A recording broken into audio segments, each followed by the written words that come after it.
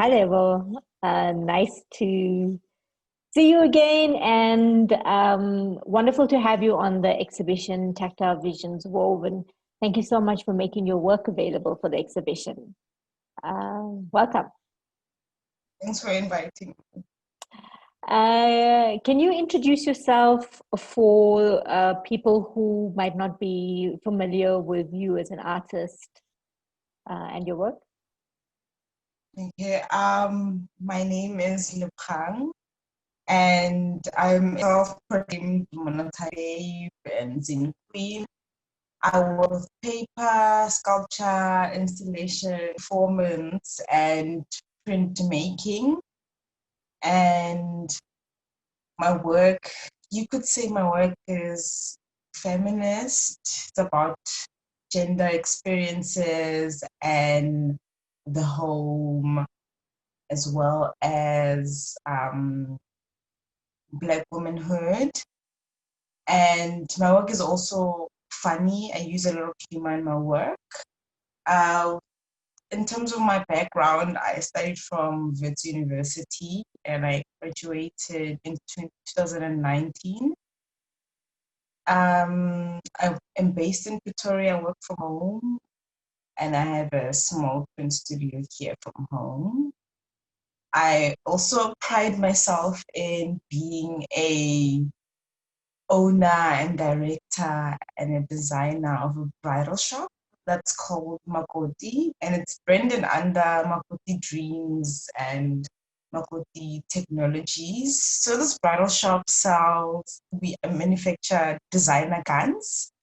So these designer guns are very fantastical and innovative and serve to enhance women's attitudes, try to keep them safe, roast the patriarchy, and enhance their desires. And these guns are sold to anyone who would like to dismantle the patriarchy. So I built the shop to be in such a way that like it's a bridal shop where you can come and buy things for a woman or someone of an effeminate identity, and for people to actually come and buy for, and for those people to come and buy for themselves.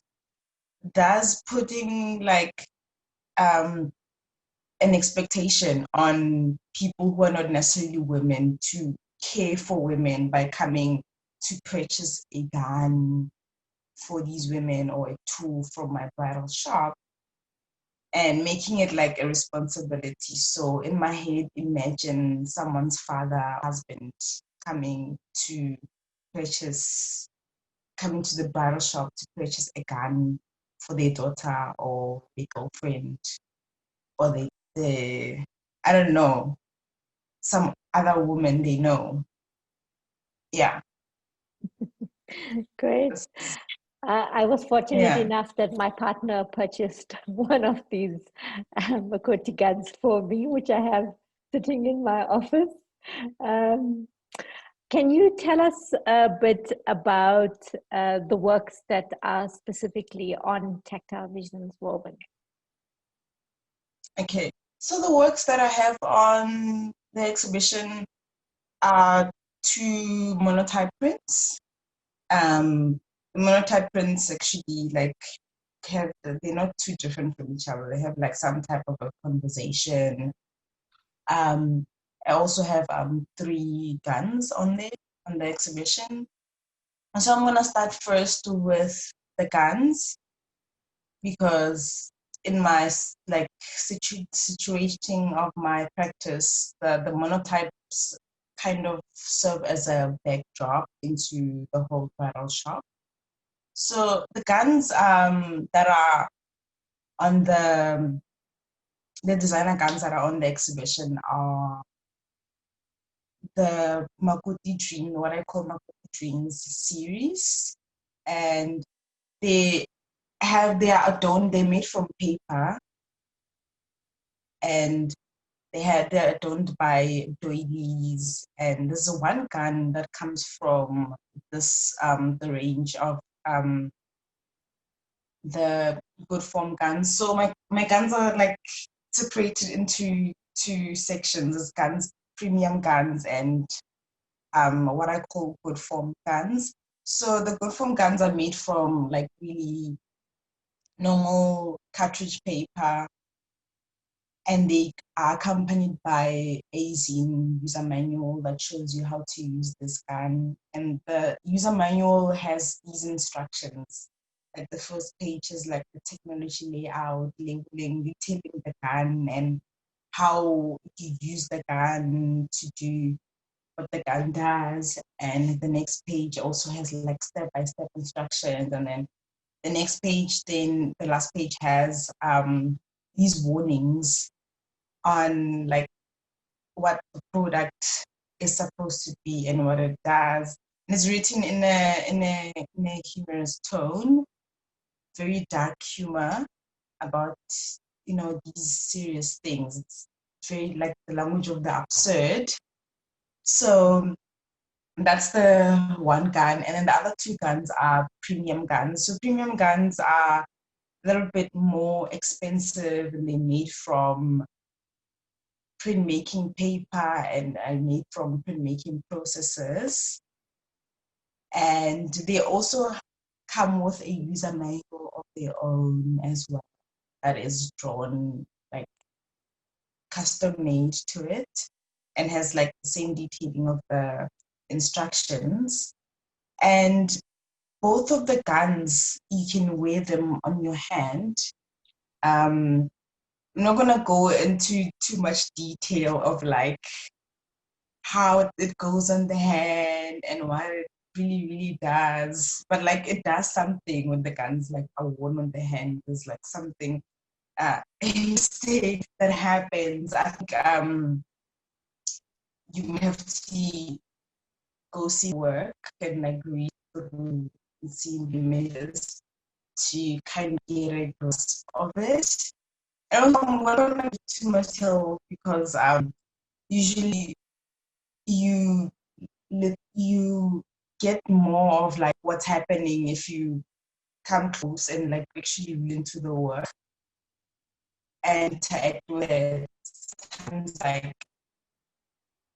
if you end up buying that, and then when you get into it with that object, you discover more things. It's not like most works or like print that you have to see, and within 5 minutes you've seen everything. Everything's revealed. Even the guns are not something necessarily something you can decorate with or hang. They come like in a enclosed pocket, and you have to just keep it and store it to yourself and keep the gun to yourself. Yeah, it's an object. It's like treated more like an object, even though it's an artwork. So I consider it to be more of an object. And then the prints in my work like speak quite differently to what I'm integrating, like the patriarchy, toxic masculinity, misogyny, and stuff. So the print is supposed to speak in a little bit of a different way, and they're not as loud and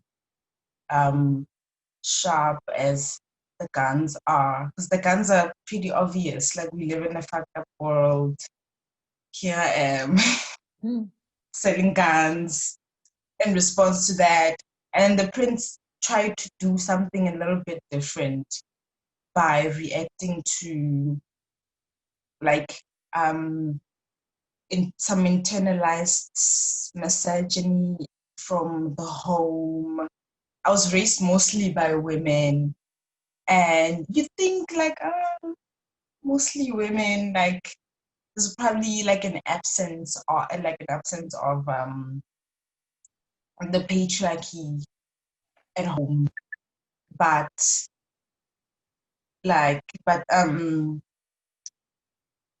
we all will also analyze misogyny and perform in these ways where they perpetuate patriarchy. So these prints are supposed to actually interrogate a little bit of that, but also I use doilies in the prints, and the doilies kind of symbolizes the logic of like what I can call the misconception of what womanhood is, I guess, or like the logic of Black womanhood stands for that. Because the doily is something that has like a little bit of rules to it. It has like a pattern to it and a certain logic to how it's made. And also it's a creative object. I've observed that like women and creativity, like creativity is such a liberating thing for women. You know, according to my observation, I don't know, maybe it might be, maybe I'm like far, like reaching too far or something. Whether it's like dancing or poetry or something like that, being creative is such a freeing thing for women. And I think I chose the doily because of that. Like it shows the home and it's a creative thing, as well as it has like these patterns, this way of building and making. And it's a thing that's passed down from, by now, it's, you know, passed down from generation to generation, like many things like traumas or like the body or something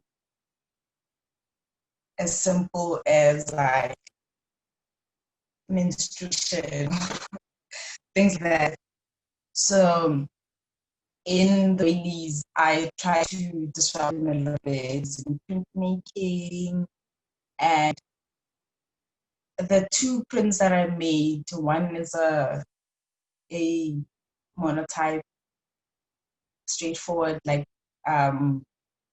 print, and the other print I made using this offset monotype, offset print technique. So like an offset print, when you print a monotype, you can print multiple editions.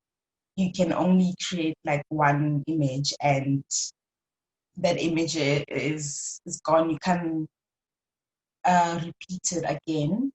But on the surface that you're using to print, there's also, there can be a little bit of ink left. So if you print what's left, you can get a very light print of the first image. Like it's very light. They call it a ghost print or an offset print.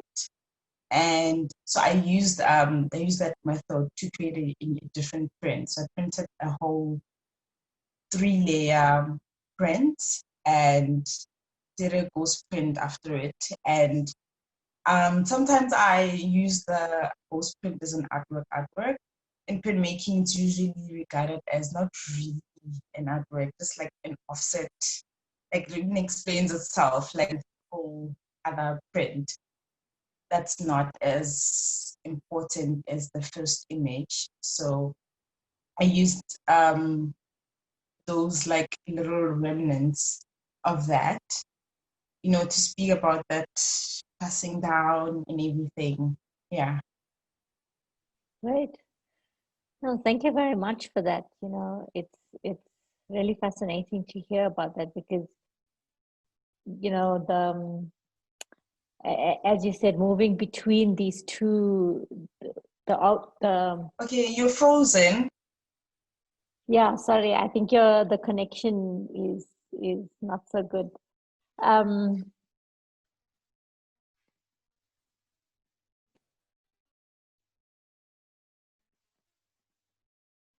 let's wait for it to come back.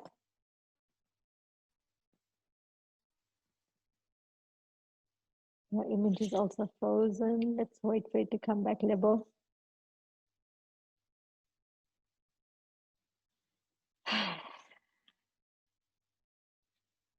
So I'll just do my ending.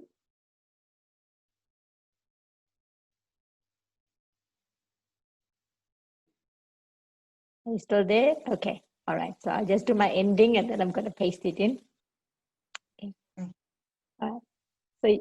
So Lebo, thanks very much for that. It's really fascinating that you could take the symbolism of an everyday object like the doily and make us think about the creative economy that is the doily, that is so much a part of, well, not just Black life, but all of our lives in a way, of women's lives across the world. That it subsidizes so many households across the world, that it's part of generational economies and heritages across the world. And we almost take it for granted that these objects exist as part of our lives because they're so much in proximity. But the ways in which you engage them, I have to say, it's in the prints are just absolutely devastating. I actually, when the first time I saw them, I actually lost breath because of just with the title. It literally took my breath away because of that space between the title and what I was saying, and the fact of everything that it stood for. That all of the symbolism between what women make, what they do, but also just hearing you talk as well about the ways in which patriarchy comes to reside within us, and the work that we also have to do as women to excavate these from us. And also just the ways in which we make beautiful things even out of the traumas that are woven into us as well. So I really want to say a huge thanks to you for making your work available to us, for Tactile Visions Woven, and as well as for this conversation as well. Thank you. Thank you.